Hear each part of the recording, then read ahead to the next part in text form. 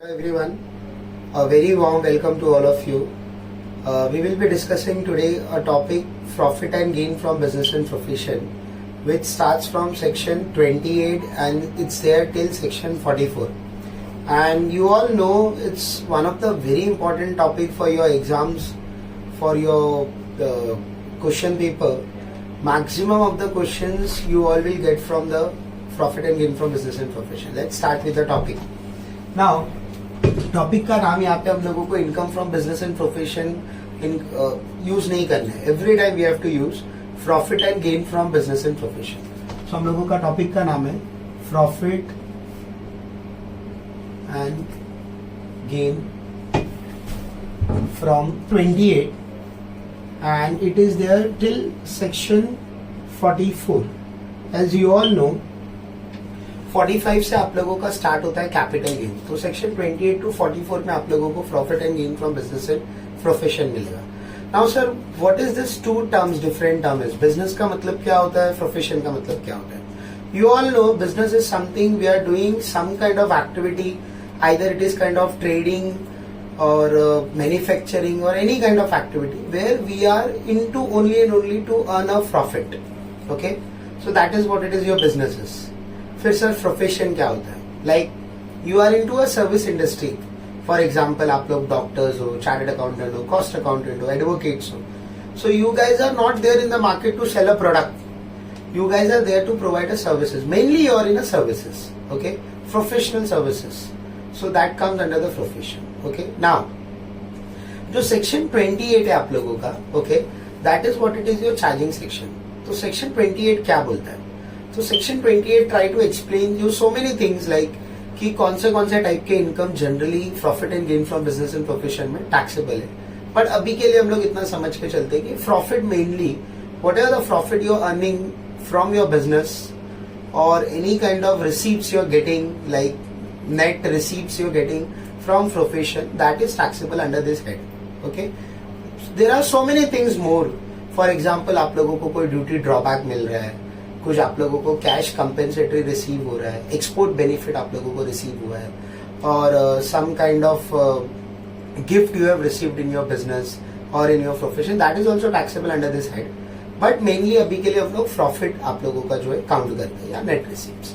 Now बहुत सारे sections हैं 28 टू 44 के सीरीज में. अभी के लिए we can go for some important sections. Some important sections में we will try to discuss some of the. For example हम लोग सेक्शन 32 डिस्कस करने का ट्राई करेंगे. सेक्शन 32 सर मेनली क्या है? Section 32 is mainly for a depreciation. Okay, depreciation includes normal depreciation, depreciation includes your additional depreciation, everything. Okay, then उसके बाद एक और सेक्शन जो इंपॉर्टेंट है, that is section 35D. I can say section 35D is something your preliminary expenses. और ये preliminary expenses क्या होता है sir? Any kind of expenses which is incurred before starting of your business. फिर एक आप लोगों का सेक्शन 35AD. सेक्शन 35AD क्या होता है sir? This is for something specified business. मतलब गवर्नमेंट ने कुछ स्पेसिफाइड बिजनेस करके रखे स्पेशली, जिसको कुछ एक्स्ट्रा बेनिफिट देना चाहती है government. Okay, then there are more sections are there, like section 44AB is there, tax audit का. Section 44AD is there, presumptive income के बेसिक्स पे जो हम लोग टैक्स पे करते हैं, related to 44A is there, that is more is there. So we will try to first cover this type of section, then definitely we will look for that section also. Now section 32 पे आते हैं हम लोग. Okay, that is your depreciation.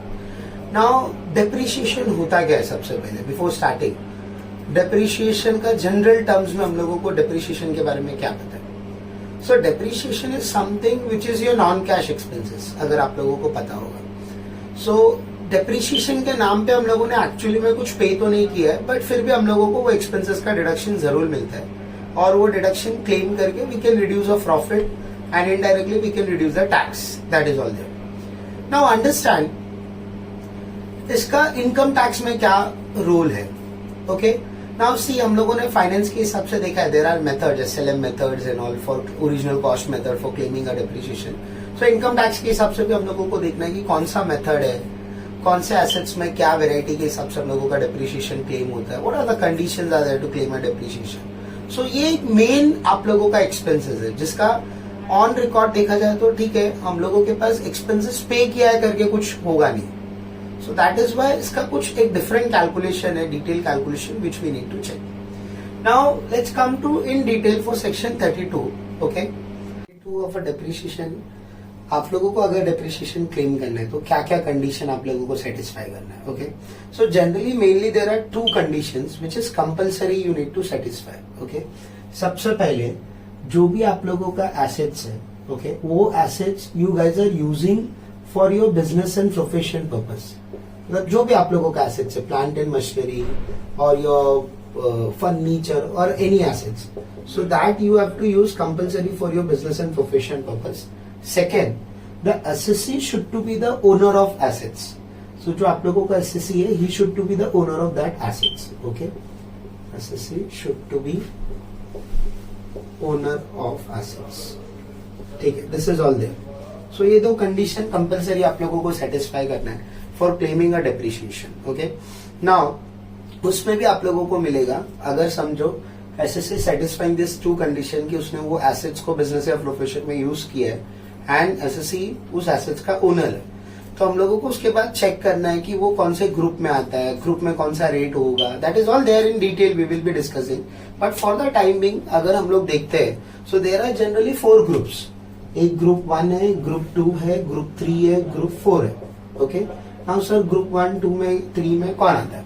Now group 1 is something for a building, जो आप लोगों का building है, एनी काइंड ऑफ प्रेमाइसेस और something that comes under the building, residential और कमर्शियल और any kind of. Second group आता है फॉर फर्नीचर, जो भी आप लोगों का फर्नीचर आप लोग यूज कर रहे हो, that is a part for second group.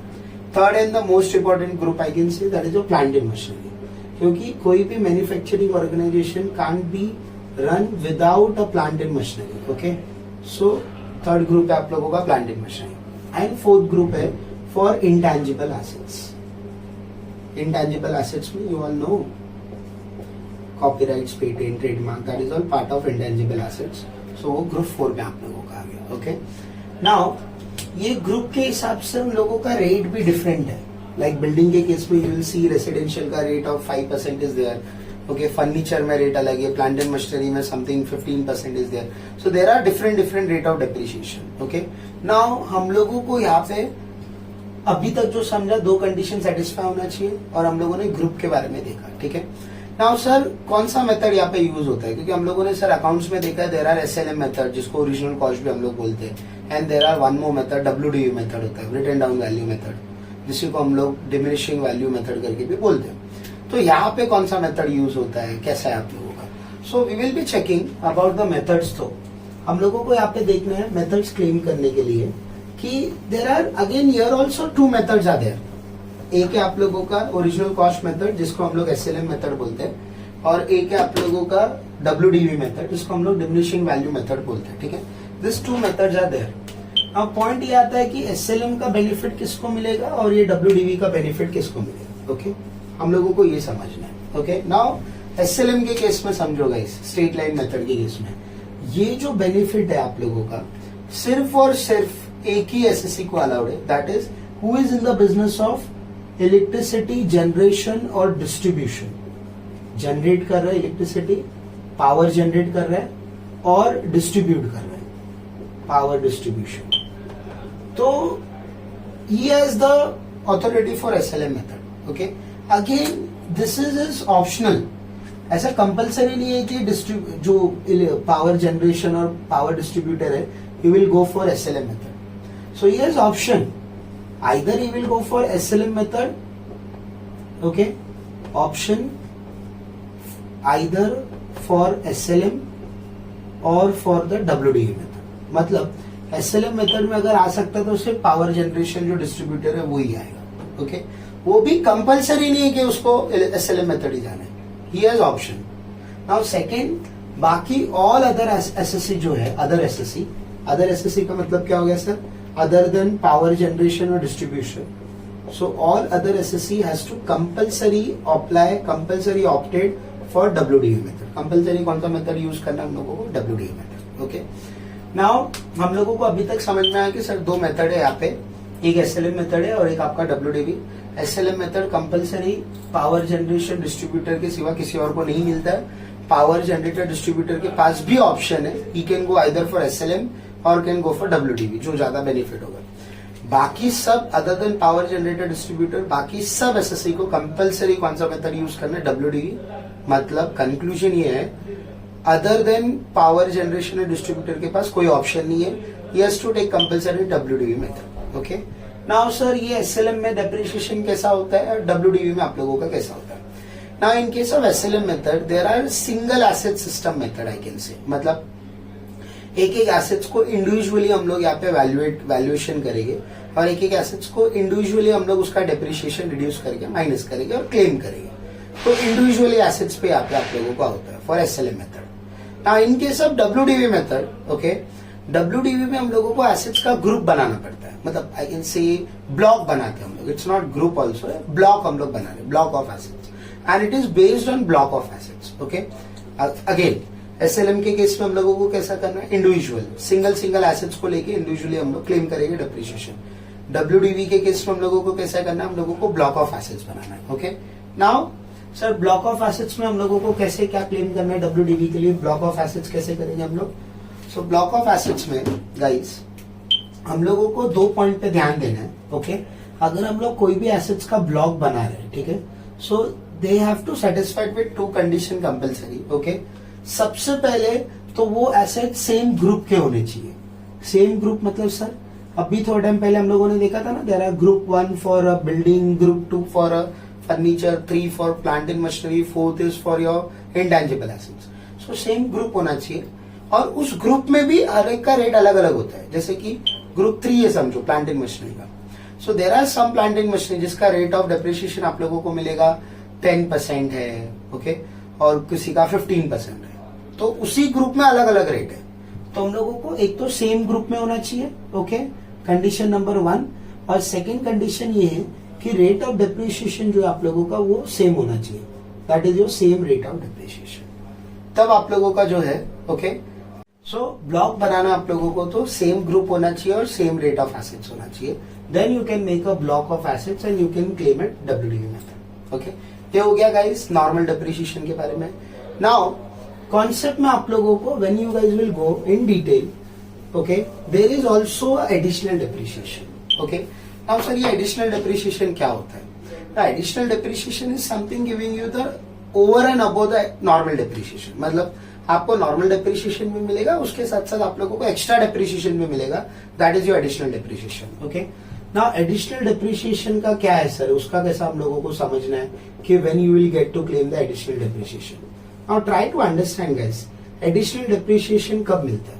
Okay, if you guys are in the business, manufacturing business में हो आप लोग, additional depreciation आप लोगों को मिलेगा अगर आप लोग manufacturing business में हो, any article, और you are in the business of power distribution और a power generating business. Okay, मतलब 2 ही टाइप के एसएससी को ही क्लेम करने मिलेगा, एक तो मैन्युफैक्चरिंग बिजनेस वाले, second electricity, any kind of power distribution और पावर जनरेशन। ओके, ना एडिशनल डेप्रिसिएशन मैंने क्या बोला, ओवर एंड अबव नॉर्मल, मतलब नॉर्मल डेप्रिसिएशन भी मिलेगा, उसके साथ साथ एक्स्ट्रा डेप्रिसिएशन मिलेगा, that is what it is your additional depreciation. Okay, ना एडिशनल डेप्रिसिएशन का rate of tax guys fix है, that is your 20%। Okay, additional depreciation का रेट फिक्स है 20%। और सर ये कौन से एसेट्स पे मिलता है? ये सिर्फ और सिर्फ आप लोगों का जो आप लोगों का न्यू प्लांट एंड मशीनरी है उसी के ऊपर मिलेगा। किसके ऊपर मिलेगा? जो न्यू प्लांट एंड मशीनरी है उसी के ऊपर। इसका मतलब ये हो गया, फर्नीचर के ऊपर नहीं मिलेगा, इंटेंजिबल के ऊपर नहीं मिलेगा, बिल्डिंग के ऊपर नहीं मिलेगा। You will get only and only for plant and machinery. और प्लांट एंड मशीनरी भी if you will notice that should to be new, plant and machinery आपका न्यू होना चाहिए। ओके, अब सर ये न्यू का मतलब क्या, हम लोगों को डिटेल में समझा नहीं। ओके, समझते हम लोग, कोशिश करते हैं कौन से टाइप के प्लांट एंड मशीनरी को एडिशनल डेप्रिसिएशन का बेनिफिट नहीं मिलेगा, मतलब कौन सा एडिशनल डेप्रिसिएशन के लिए एक्सक्लूड है। ओके, तो सबसे पहला आई कैन से एक्सक्लूड में सेकेंड हैंड अगर आप लोगों का प्लांट एंड मशीनरी है वो हम लोगों ने एक्सक्लूड कर दिया है, second hand plant and machinery is excluded.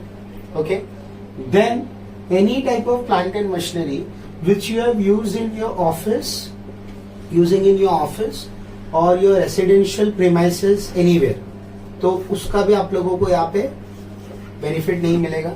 ऐसा कोई प्लांट एंड मशीनरी है जिसको हम लोग ऑफिस प्रीमाइसेस या रेसिडेंशियल प्रीमाइसेस में यूज कर रहे हैं, then any kind of ships, aircraft, ये सब है आप लोगों का, ठीक है।